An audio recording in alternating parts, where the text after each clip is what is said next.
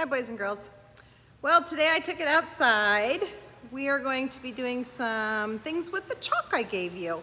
If you did not come by on Friday and pick up your packet, they are still here. And just let me know if you need to come by on a different day and I will try to get it up to the office area for you. We're gonna do hopscotch today, and we're gonna do a game called Frogs on a Lily Pad. And both of these, I will attach a Google Docs so that you can kind of see some of the layouts and so on. But I have them drawn here in the play shed so that you can see them. Next week, well, this week, Monday, Tuesday, Wednesday are supposed to be pretty nice outside, so it's a great day to get outside and give it a try. Our second lesson this week will be with our Frisbees. So I'm trying to get you outside before the rain sets in for good. So take your chalk outside, and I'm gonna show you what the first thing is we're gonna do is hopscotch. I'm gonna show you my hopscotch board on the ground. So, there it is for you. Now I'm gonna go around over where it says start, and I'm gonna show you how to do hopscotch. Now, you can make any kind of hopscotch board that you would like. You can make, I put 3 different patterns on your paper that will be attached, but you can make it however you want to make it. So I wrote the word start here. Your paper won't have that, but it's just a spot you start at. And if there's only 1 box, you're only using 1 foot. If there are 2 boxes, you get to use 2 feet. So it would look something like this. Hop, hop, hop, hop, hop, hop, hop, done. Then turn around and you're gonna go back. 1 foot for the 1 box, 2 feet for the 2 boxes.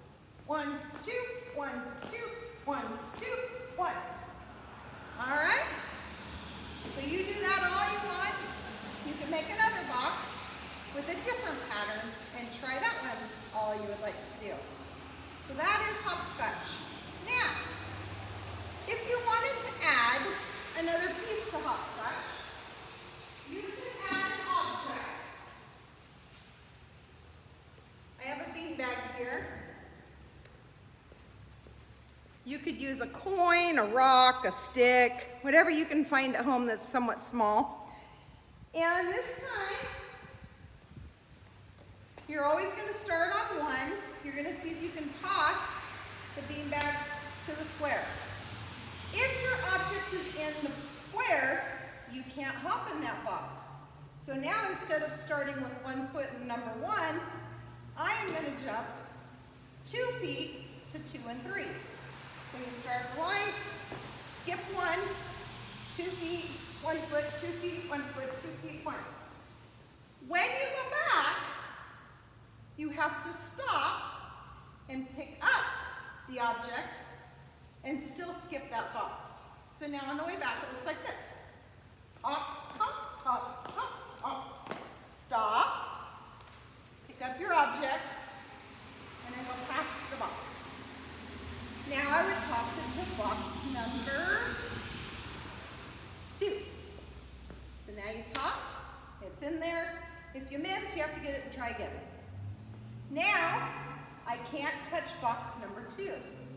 So instead of using 2 feet on number 2 and 3, I only get to use how many feet? 1 on number 3. So it's going to look like this. Hop, hop, hop, 2 feet, 1, 2, 1. And then you go back, but I must stop on 3 and pick up the beanbag.